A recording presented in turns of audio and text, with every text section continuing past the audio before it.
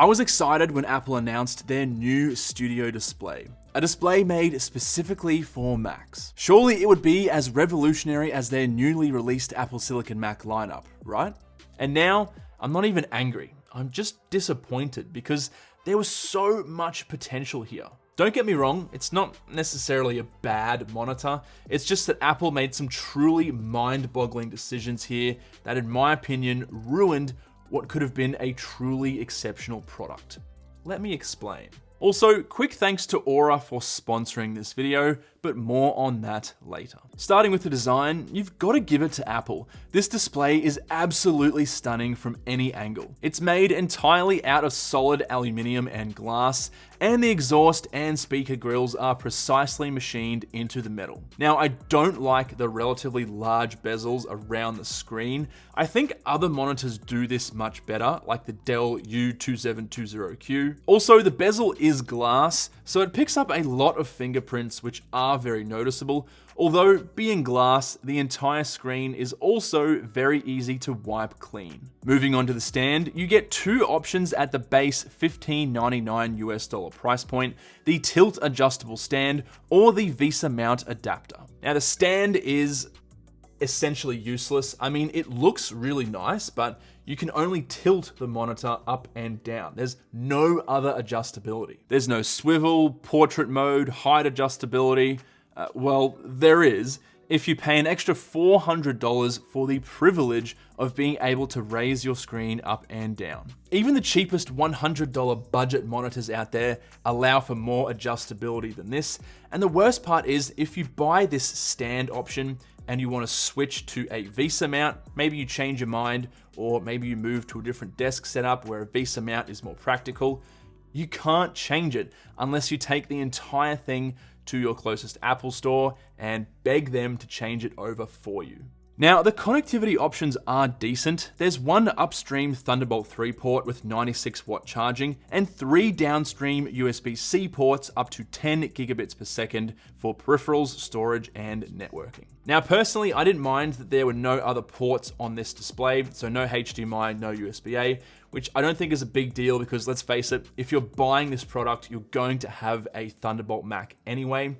Also, if you are wanting to daisy chain this monitor to other monitors, that is not available, which might be a deal breaker to some, especially at this price point. Moving on to the speakers, they're actually really good. So big props to Apple here. The bass is nice and punchy. I personally would have no problem listening to music or watching movies on this display. Here's an example of what they sound like.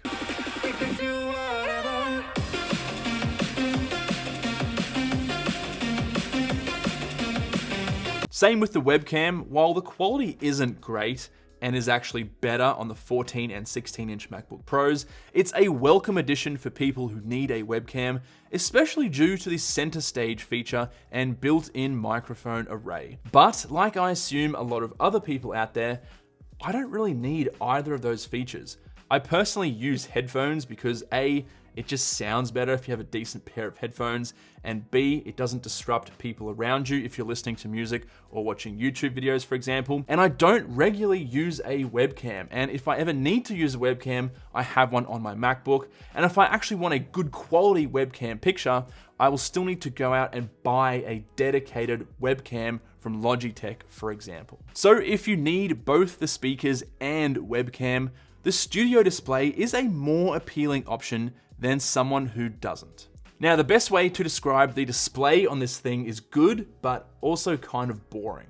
But first, a quick word from the sponsor of this video, Aura. Aura is a digital security solution that protects your online accounts, connection, and devices with one simple subscription. For as little as $10 a month, you'll be alerted to fraud and threats fast. Like if your online accounts or passwords were leaked online, or if someone tries to open a bank account in your name or social security number. Aura will also protect your devices from malware and encrypt your Wi-Fi connection so you can shop, bank, and stream online securely. Aura also has a simple online dashboard that will send alerts directly to your phone. All plans come with $1 million in identity theft insurance to help recover eligible losses and US-based customer support that's got your back. So if you want to secure your online presence from hackers, scammers, and noisy advertising companies, use my link below to get up to 40% off on all plans. Okay, let's get back to the display. There's no new tech like mini LED or OLED. It's pretty much the same 7-year-old panel Apple used in the 27-inch iMac. But in all fairness, is improved with a more contrasty panel, and you can definitely tell the difference if you put them both side by side. The screen is also just 60 Hz, so no ProMotion, although I do understand that there is a limitation here. Pushing a 5K resolution at 120 Hz requires a lot of bandwidth, something that even Thunderbolt struggles with. Also, it does get quite bright. Apple claims 600 nits, and I got 582 on my version, which still stacks up very nicely against other monitors. But there's also no proper HDR implementation, which I think is insane at this price point. Now, the 5K resolution is certainly nice, but my opinion is that in real life, there's really not much difference between 4K and 5K, specifically when talking about a 27-inch panel. If you compare them side by side and actually sit at a proper distance from the monitor, you probably can't tell the difference. Of course, this depends on the person. Some people can tell and they hate it, but personally, I haven't found it to be an issue. Now, there is a reason why Apple uses a 5K resolution in this monitor, and that is due to the fact that macOS actually scales better in 5K compared to 4K. This Ars Technica article goes into more detail if you're interested. And I guess it just comes down to, is that minor loss of quality and increased pixelation worth the massively increased price tag of this display over, say, a 4K monitor, for example? And now that this monitor is the only 5K resolution monitor on the market, Apple can charge whatever they want for it. And something I do love about Apple monitors is the ability to change color profiles with a few clicks of a button. And these profiles are actually pretty accurate. For DCI P3, for example, Apple claims 99% coverage. And out of the box and with no calibration, I was able to get 98% with a delta E value under 2, which is quite impressive. Although for actual color professionals, the lack of full gamut coverage and also no proper HDR is a massive deal breaker. Okay, let's have a chat about that power cable. You know, the one that can't be removed. Well, it can, but you have to basically rip it out of the socket. I think this is probably one of the most egregious things Apple has ever done. I mean, look, I understand soldering SSDs to MacBooks. There are a number of small benefits that come with that, even though I don't support the practice. But there's literally no benefit to doing this. There's no advantages to it. The only person that gains anything from this is not you and me, it is Apple. I think the worst part about this whole thing is that Apple engineers had to actually sit down and design a proprietary port so that you and I can't remove it, but at the factory, different cables for different regions can still be attached. It takes more effort and money to do this than simply going with a removable cable in the first place. So if anything happens to the cable, you're screwed. And you have to take the entire thing back to Apple instead of just going out and buying a $5 replacement cable. It also makes transporting the display annoying because you can't just disconnect it and store it in a bag, for example, while you move to a new house or office. I also found it funny that Apple doesn't even feature the power cable on the packaging. There are a bunch of other things too that I just can't understand the reasoning behind.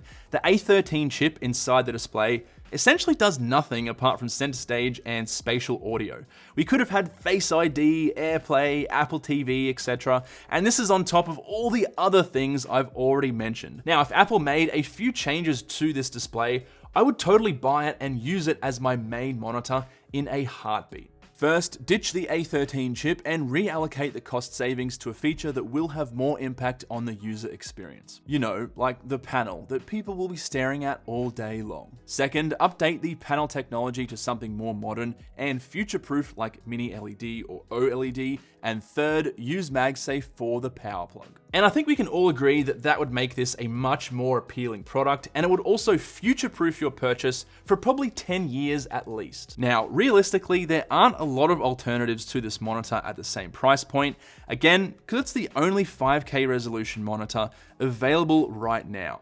So let's concentrate on the ones that will save you a boatload of cash, but will still get you a relatively comparable product. Honestly, these days, for about 500 bucks, you can get a really, really good 4K monitor.